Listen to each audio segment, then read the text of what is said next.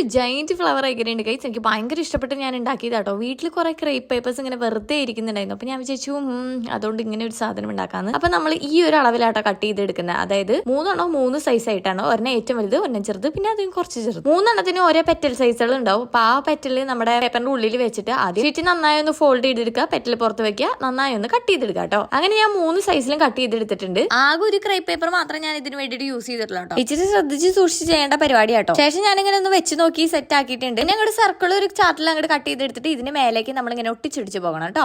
കാണുമ്പോൾ സിമ്പിൾ ഒക്കെ ഞാൻ തോന്നുന്നു, പക്ഷെ ഇച്ചിരി പണിയുണ്ട്. കാരണം ഗ്ലൂ ഇങ്ങനെ ഒട്ടി നിൽക്കുന്നുണ്ടായിരുന്നില്ല കേട്ടോ. വേണമെങ്കിൽ ഹോട്ട് ഗ്ലൂ ഗണ്ണൊക്കെ ഉപയോഗിക്കാം. ഞാൻ സാധാരണ ഫെവി ഗ്ലൂ ആട്ടോ ഉപയോഗിച്ചിരിക്കുന്നത്. ഫൈനലി ഇതിന്റെ പെറ്റൽസ് ഒന്ന് സ്ട്രെച്ച് ചെയ്ത് ഒന്ന് ഉള്ളിലോട്ട് ബൾജ് ചെയ്ത് കൊടുത്താൽ മതി. ഇത് കാണുമ്പോൾ നിങ്ങൾ വിചാരിക്കുന്നത് ഇവർക്ക് എന്താ ഇതുണ്ടാക്കാൻ പറയാൻ അല്ല ഗൈസ്. റൂമിന്റെ ചെറിയൊരു മേക്ക് ഓവർ ഞാൻ പ്ലാൻ ചെയ്യുന്നുണ്ട്. അപ്പൊ അതിന് വേണ്ടിയിട്ടോ കുഞ്ഞുകുഞ്ഞായിട്ട് ഇങ്ങനെ സാധനങ്ങൾ ഉണ്ടാക്കിക്കൊണ്ട് അതിന്റെ ഉള്ളിൽ വെക്കാൻ വേണ്ടിയിട്ട് നമ്മൾ ഇതേപോലെ വൈറ്റ് ചാർട്ട് കട്ട് ചെയ്യുക. ചെറിയ റെക്ടാങ്കുലർ പീസ് ആക്കിയതിന് ശേഷം കളി അതിന് നടുക്ക് ഇങ്ങനെ ഒട്ടിച്ചു കൊടുത്താൽ മതി. ഇത് എവിടെ വേണമെങ്കിലും വെക്കാം കേട്ടോ. ബാസ്ക്കറ്റിന്റെ ഉള്ളിൽ വെക്കാം. അത്രയും ജൈന്റ് നല്ല ബ്യൂട്ടിഫുൾ ആയിട്ട് നിൽക്കുക. അപ്പൊ നിങ്ങൾക്ക് ഇഷ്ടപ്പെട്ട താഴെ കമന്റ് ചെയ്യാൻ മറക്കണ്ട. അപ്പൊ ഓക്കെ, ബൈ.